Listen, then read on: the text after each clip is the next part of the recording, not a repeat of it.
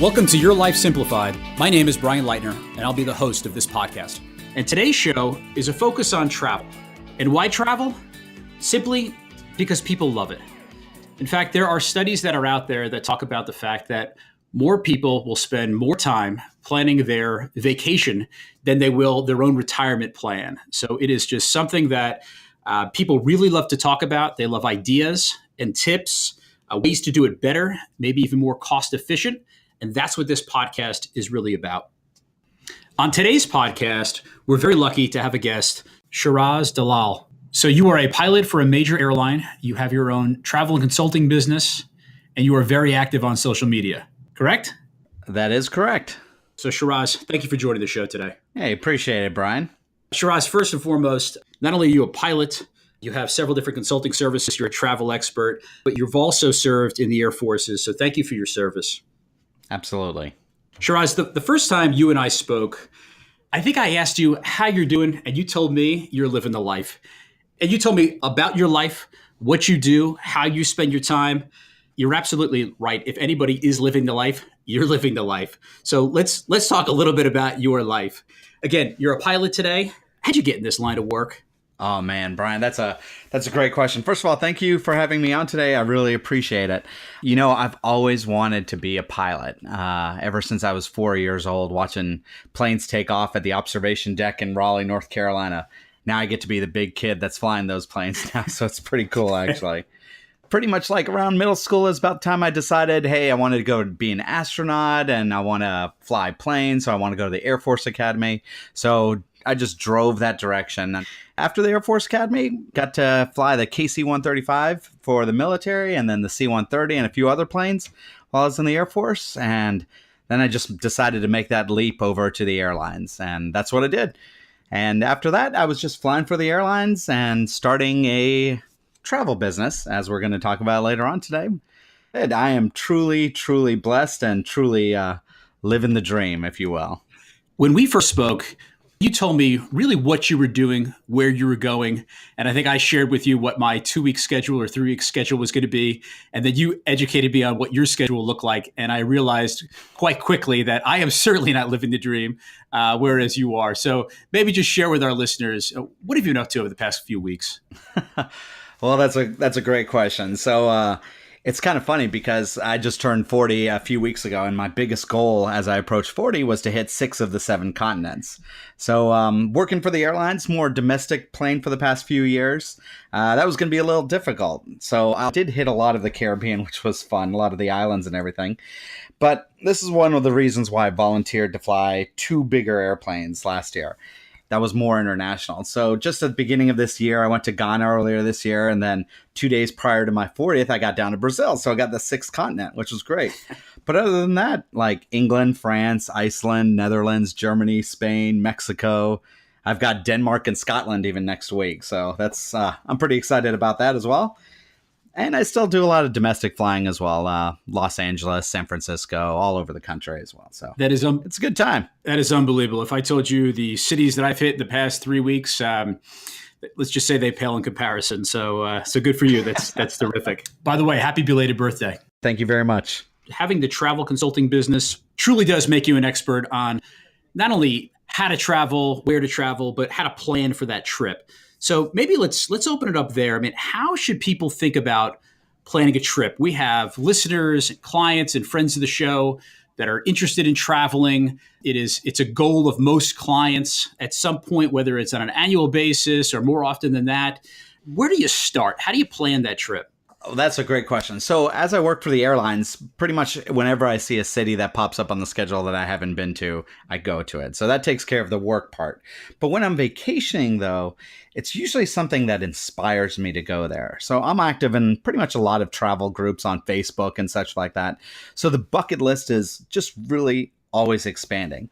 I took my wife to Cancun recently, and I promised her we wouldn't do anything but relax on the beach. And, you know, I accidentally showed her a picture of Chichen Itza, which is those ancient Maya temples The You ruins? know those? And it was over after that. We're like, yep, we're going.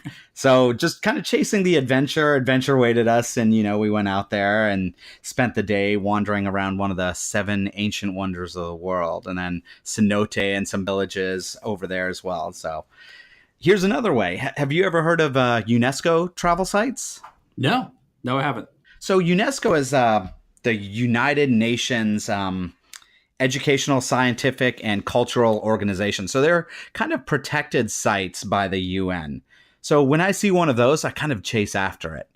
Those are protected sites. Those are cultural icons or anything like that. So if I see something that really catches my attention, I'll go chase after it. Or if I'm in a city, it'll Sure. kind of give me a focus of where to actually go in that city, which is kind of cool. But, the biggest thing that a lot of people need to look at is their budget. Then decide if you want to do a lot or very little. If you just want to go out and sit on a beautiful beach and do nothing, don't blow your budget. Keep it close and keep it simple. But if you want to do a lot of historic sightseeing, like go to Europe. If you are really adventurous, go to Australia, New Zealand, or even Africa. If you want to step out of your comfort zone, pick a country where you don't even speak the language and they don't speak yours, and just go do it. That's the biggest thing. Just from some of the conversations I've had with you, I don't envision you going to a beach, sitting on that beach and doing nothing, whether you're with your wife, child. I got to feel like you're chasing the next adventure, regardless on where you are. So that's pretty awesome.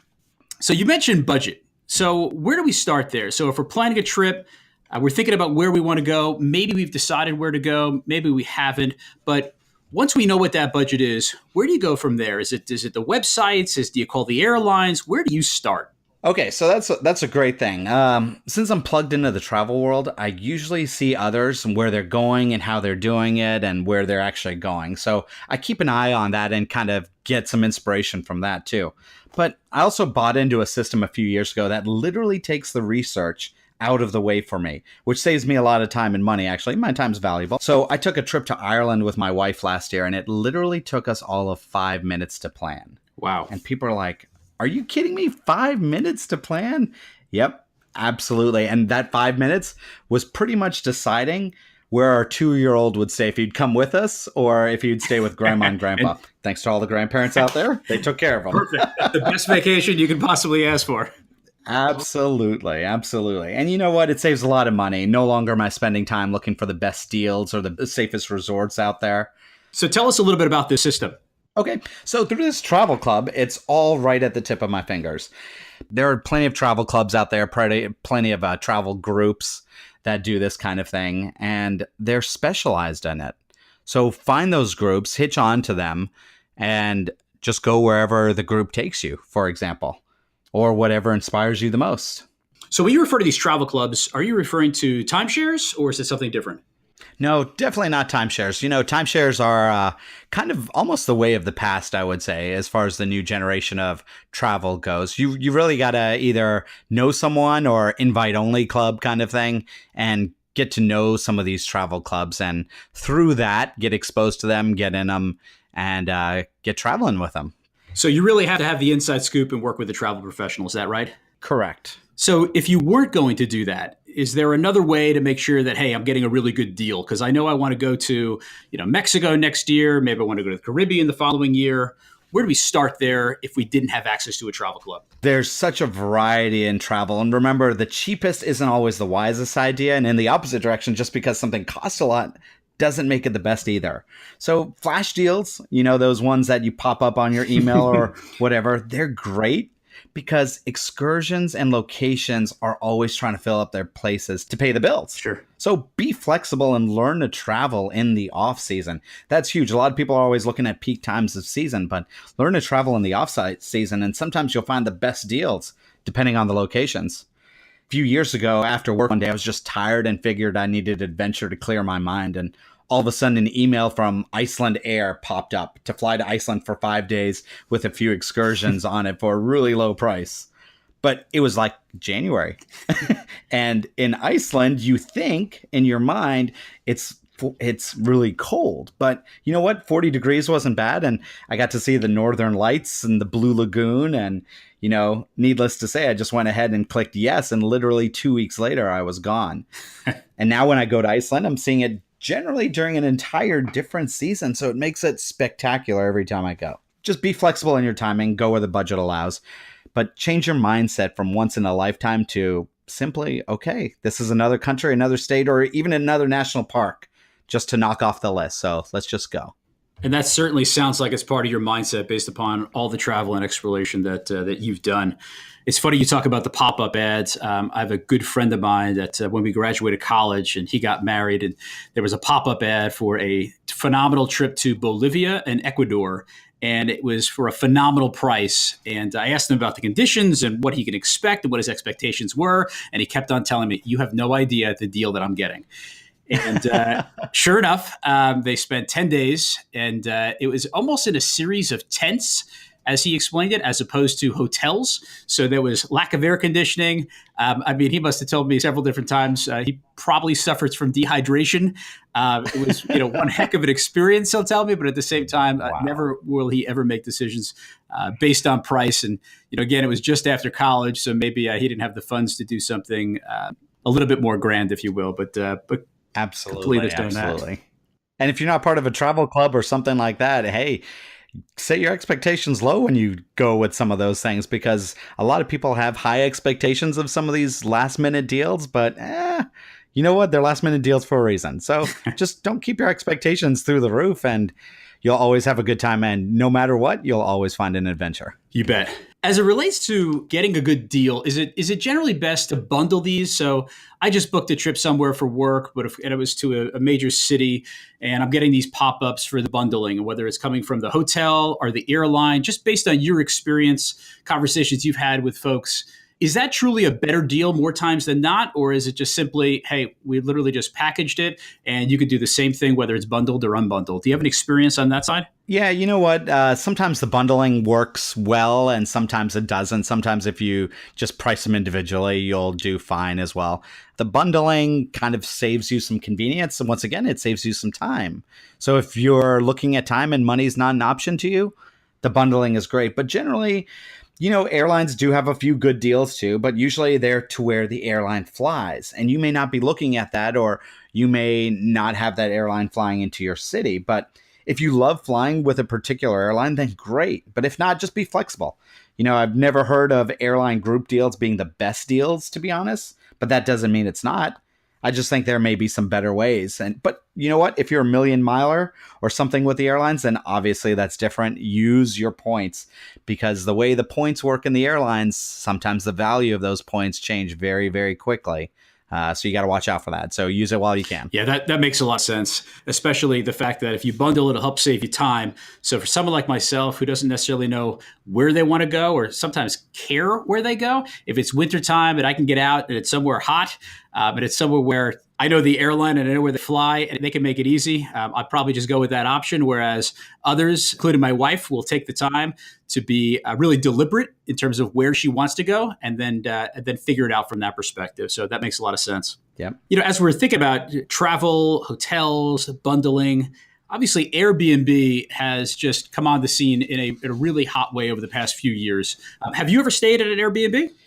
Wow. Yes. Airbnb is something else, isn't it? I have absolutely stayed at an Airbnb. They're great. So hotels should really, really be worried about, how the Airbnb service is working. Just like taxis were scared about Uber and Lyft, it's really, really building fast. And they're literally disrupting the hotel industry in some strong ways. Then you got other spin-off sites like VRBO and stuff like that that's coming in and finding a particular niche. But I actually use those sites. And when I'm traveling with a group versus like hotel points or with my travel club, we have great rates and deals, but for groups, Airbnbs are great. You can get an entire house for 10, 20 people, and it's just cheaper overall. It's just the way to go. So watch out for those disruptors like that.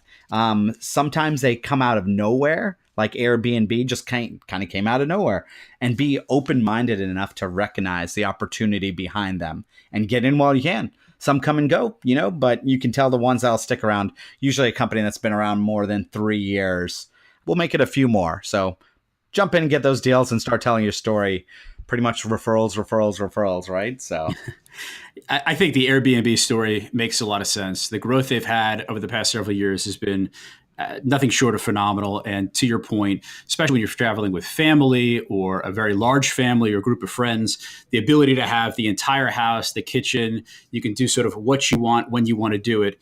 I think it's just, to your point, it's a really interesting development in the hotel business.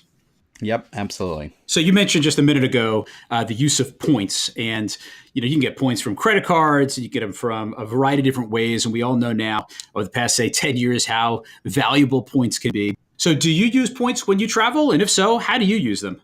Actually, believe it or not, I do use points all the time. But this just goes back to finding a way, right? So a few years ago, I was introduced to the points travel world when I was watching some travel groups on Facebook and all stuff. And I looked into it more and found a group called 10X Travel. Now this group had people showing how they went on literally $20,000 honeymoons to Thailand and the surrounding area in suite class on an airline, which is a little above first class. You get your own like almost protected room, and they only were going for like $200 or $300. And I said 100, and I was like, "Are you kidding me? How is this possible?" So I started looking into it a little bit more, and you know what? After that, it was like game over. I plugged into this group, and I've learned a tremendous amount, definitely over the years. And honestly, I haven't even paid for a hotel in the past 2 or 3 years because of this, and because of the hotel points and the way you acquire points and stuff like that. And so if it's outside of my travel club, I just have multiple ways of accomplishing the same goals of making sure travel stays affordable for everyone. So points are amazing. So you know what they say, if something's too good to be true, it probably is. And what you're talking, I've never heard of suite travel, so that's interesting. So thanks for educating me on that front. But how are they able to offer these deals at these prices, right? Again, if it sounds too good to be true. These airlines and these hotel chains, they just use points. A lot of people just acquire points, but they don't understand them and they don't really use them. I would say a majority, almost 80% of points go unused because people don't know really how to take full advantage of them.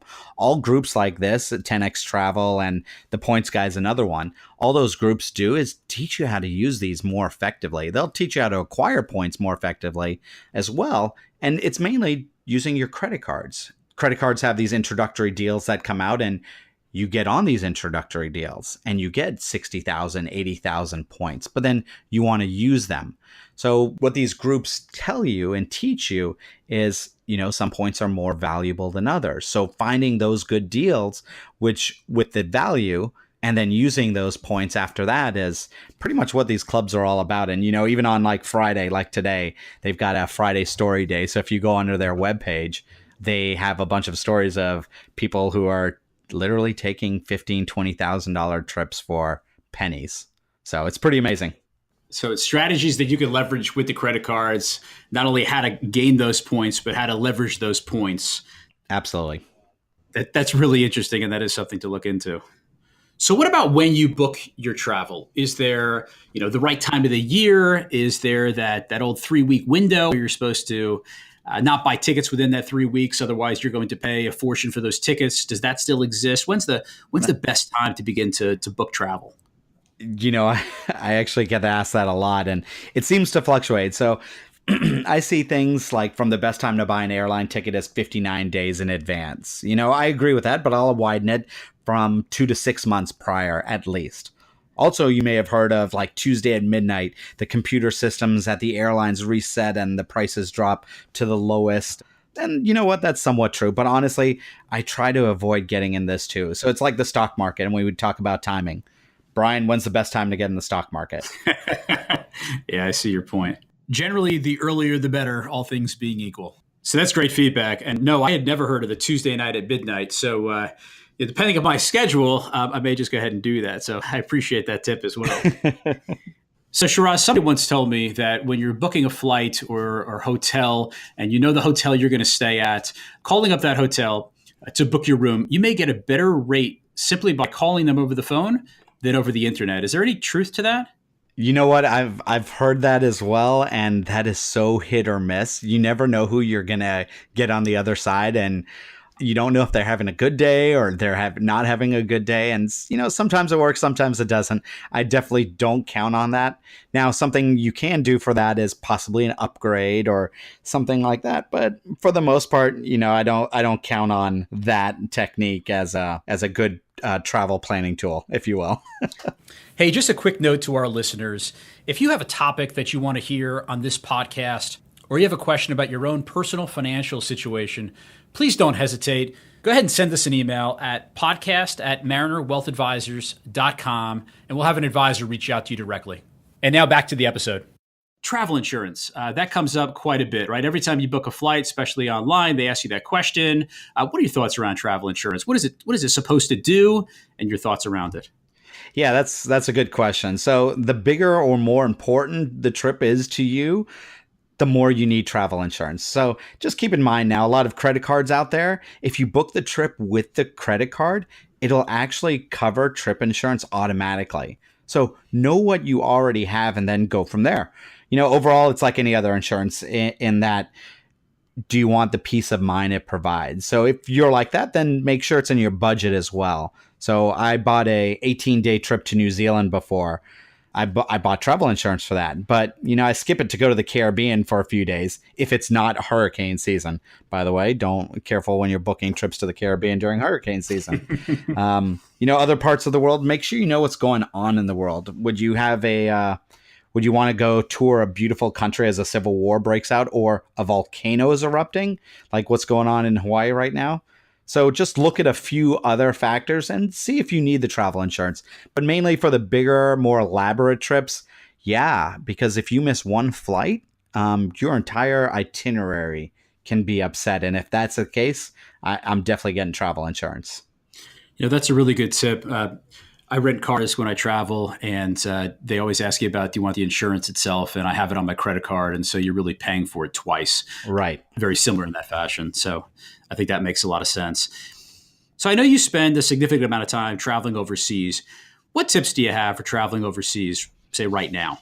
Depends on where you want to go. So right now we're entering the high season of travel. So the summer months when pretty much kids are out of school and stuff like that, considered generally the higher season for popular places like Europe and some other adventurous places where you would take families. So just do your research. That's the biggest thing. Do your research of where you're going, what's going on in the area, and what you want to do. And if you're one of those that fills up your schedule, or if you're one of those that just kind of sits back and lays out on the beach, and that's fine too. Just make sure you look into where you want to go and what's going on in the area too. So do you recommend, we've heard this before as well, making digital copies of your passport or driver's license and those sorts of things? Absolutely. Not only do I have digital copies of all of that, I've got some saved on my phone. There's some apps out there that kind of hide things behind another password or two. I've got it there. I also email some of this stuff to myself, so I can always access my email from anywhere. So if I get caught in a country without my passport, I always have access to a picture of my passport or anything like that I would need. So that's a great tip. We've also heard about maybe registering your travel plans with the U.S. State Department. In registration, you can do that online, and God forbid something happens in a location that you're at. It's possible that somebody within this country might know about your whereabouts, and that might just be good information to have or as a tip. Another resource you may want to consider are entities such as International SOS and Global Rescue. These are different organizations that can provide medical attention when traveling abroad, as well as evacuation, security, and a handful of other services that might be useful depending upon your needs. Absolutely. Absolutely. If you're traveling by yourself, you know what, depending on where you're going, I do encourage that. That is important, especially if you're going to a more dangerous part of the world, or you're doing something a little unusual, climbing Mount Everest where there are sometimes earthquakes and stuff like that. You want America to be able to track you or your family or friends. So, yeah, that's important. It's a great segue to security. Obviously, Mexico is a very popular destination for folks to go down to and spend some time at. And recently, whether it's Cancun or Playa del Carmen, some of the other areas and some of the resorts now, for what you've seen on the news over the past couple of years, may not be, I guess, as safe as it once was. Do you have any thoughts on traveling to Mexico right now? Yeah, I just took the wife to Cancun a couple months ago, and we were fine, honestly. A little out of the season, which was good. I know the travel warnings are out there, so be careful if you decide to go. Those warnings are very, very real. Mexico is an easy place to travel to. Just pick the right spots, like Nueva and Puerto Vallarta are good places just because of their location. They're on the West Coast, away from some of this other stuff. But Cancun crime is picking up. So stay at a bigger hotel probably if you really need to go there. And then, basic travel tips for foreigners, like try to blend in, speak the language on occasion, pickpocket proof yourself. If you've never traveled internationally, there are plenty of pages on the subject. Just Google traveling to Mexico or Cancun or whatever and start rating. But Mexico is really a beautiful country with beautiful people. So I hope they can clean it up sooner rather than later, and we can start traveling there a little bit more freely. So let me ask you a different question. I mean, with all the travel that you've done, either domestically or internationally, what's your favorite? Oh, man. Let's go international first. Favorite country to probably travel to would probably be New Zealand. That's quite a trip. I spent 18 days there, toured both islands. I joined a travel group at the time and toured both islands, and we were literally in a different hotel every night. I got to see some of the most beautiful places in the world. There's something in the southwest corner of the South Island called Milford Sound, and that is truly one of my favorite places in the world. But it's a little hard to get to, and I understand that. Iceland is closer, and Iceland is very, very beautiful. I actually just got back from Iceland 2 weeks ago, and I just saw it during a different season, and it's as beautiful as it was the first time, just in a different light. And it was very cool. But, domestically, this country is so vast and so beautiful. And people are like, oh, I want to go see the pyramids in Egypt, and go look in your backyard. I've been to all 50 states and 2 of the territories, and I've really driven across this country. A few years ago, I took a 12,000-mile, 30-day road trip all over the country, covered like 24 states. And it was absolutely amazing to just go national park to national park and really see this country, which a lot of people just don't do. And that's unfortunate. So there's so much around here. You don't even have to travel internationally. Get an RV, just get in your car and go. Yeah, those are great points. Without a doubt, this country is enormous, and there are so many things to see, whether it's the cities or the national parks and landmarks. I completely agree with you. So with the growth of the internet, the travel websites that are out there, the airlines, the hotels, should people use travel agents anymore? Is there still a need to have travel agents? It's really just what you're comfortable with. If you're really technological savvy and you can get around the internet and you know your way around, that's great. There are plenty of travel clubs and opportunities out there that you can definitely latch onto and go with that. If you're one of those that just wants that interaction and that needs that interaction to feel comfortable, then you know what? Travel agents are great. If you travel once every few years, travel agents are great for that. But the new age of traveling is moving towards more of the internet. So if you want to find some of the better deals and cut out that middleman, then there are other ways to do it. So Shiraz, you've given us a lot of great tips. We appreciate your time. I have one last question for you that we ask all of our guests. And that question is, what's the worst financial decision you've ever made? That's funny. You know what? I would probably say not starting a home-based business earlier. So just find something you love and chase after it and build a business even out of it. There's this book by Sandy Botkin called Lower Your Taxes Big Time. And the first chapter is why you would be brain dead not to have your own home-based business. Sandy is a former IRS attorney, senior tax specialist and all that, and he definitely knows. But there's so many ways these days to have your own business and all the advantages that come along with it. It doesn't matter what your income bracket is. There's always more money you can save. And if you don't have that truly entrepreneurial spirit in you, then there are plenty of network marketing companies out there that are great. So just like the disruptors we were talking about earlier, like Airbnb, these folks are changing how the world buys, shops, and travels. So just go find one you like and learn. Just get out there and do it. Have fun, though. Find the time freedom to enjoy it all. And in the end, live a fulfilling life. So the worst financial decision you make was just not starting that home-based business early enough, right? Correct. Shiraz, I want to thank you again for your time, your expertise, and all the tips you're giving our listeners. So thanks again for joining the show. Absolutely. I appreciate your time, Brian. Thank you very much. I want to thank all of our listeners for listening today. If you want to learn more about what Shiraz is up to, you can find Shiraz at Imaginistic Travel on Instagram and Facebook. So if you have a topic that you'd love to hear on this podcast, please go ahead and email us at podcast@marinerwealthadvisors.com. We know that your time is incredibly valuable, and we hope you find this podcast a worthwhile investment of your time. Thank you for listening.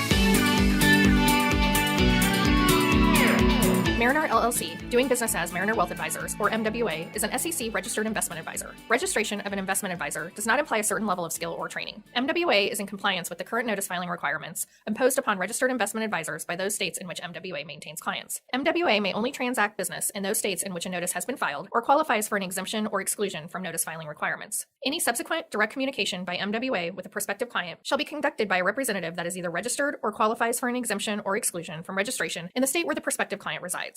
For additional information about MWA, including fees and services, please contact MWA or refer to the Investment Advisor Public Disclosure website at www.advisorinfo.sec.gov. Please read the disclosure statement carefully before you invest or send money.